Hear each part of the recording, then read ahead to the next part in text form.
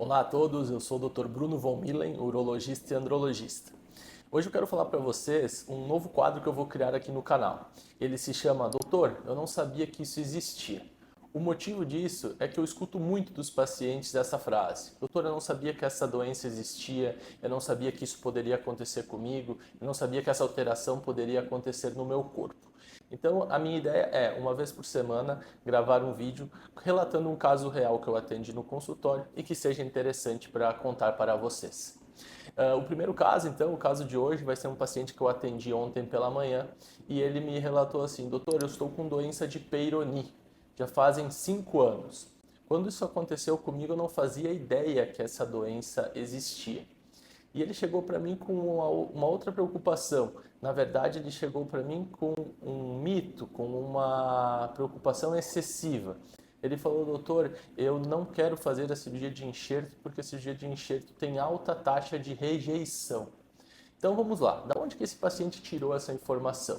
Ele conhece um paciente que é um conhecido dele, um vizinho, e esse paciente ele teve um problema numa cirurgia de Peyronie feita há 6, 7 anos atrás. Nessa cirurgia, que foi realizada por um outro colega, esse paciente teve, a princípio, pelo que ele me relata, uma rejeição do enxerto. O que eu sempre falo para os pacientes, e conversei especificamente com esse paciente, é que a taxa de rejeição por si só, ela é muito baixa. Então vamos lá, quais são os materiais que nós utilizamos para fazer uma cirurgia de enxerto? Basicamente são dois, são enxertos que eles vêm industrializados para nós. Ele pode ser enxerto de pericárdio bovino ou um enxerto de submucosa suína. Então esses dois materiais, eles são preparados extensamente na indústria farmacêutica, né, na indústria médica, e eles chegam para nós com um perfil de tolerabilidade muito alto. Então, para vocês terem uma ideia, o pericárdio bovino, que é o material que eu mais utilizo para fazer essas reconstruções de cirurgia de Peyronie, ele é utilizado também na cirurgia de válvula cardíaca. Então, é um material usado há décadas, um material que ele é muito estudado. Então, a taxa de rejeição ela é muito baixa, ela não é nesse nível de preocupação que o paciente tem.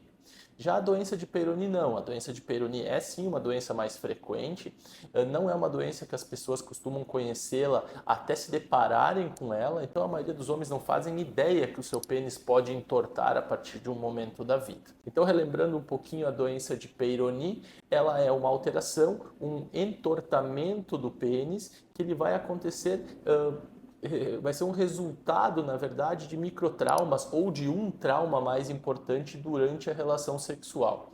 Esse machucado na túnica albugínea, que é a camada interna do pênis, ele pode resultar em um processo de inflamação. Essa inflamação gera dor, que é um dos primeiros sintomas que o paciente sente, e começa a desenvolver uma curvatura, um entortamento do pênis. Essa fase inflamatória, então, dura em torno de 9 a 12 meses e nesse período o pênis vai doendo e entortando. Até que nós chegamos na fase fibrótica, que é a fase onde esfriou a inflamação e nós ficamos apenas com a sequela, apenas com aquela área de fibrose, uma área que normalmente é dura, uma placa dentro do pênis, bem na região onde o pênis entorta. E é neste momento que nós podemos atuar com a cirurgia fazendo a correção. Usa-se o enxerto quando a curvatura é acentuada, curvaturas maiores do que 60 graus. Existe uma outra técnica que se chama aplicatura, onde as curvaturas são mais suaves e nós apenas endireitamos o pênis. O prejuízo dessa técnica é que nós vamos encurtar um pouco o pênis, por isso que ela é usada apenas para curvaturas menores, porque se nós fizermos ela numa curvatura muito acentuada, o encurtamento do pênis também será muito acentuado. Então, pessoal, essa é a ideia do vídeo, é conversar um pouco sobre os mitos, sobre os problemas, sobre aquelas situações que normalmente as pessoas não sabiam que existia até se depararem com a doença ou com o problema. Eu sou o Dr. Bruno von Millen, me siga no canal para mais vídeos como esse.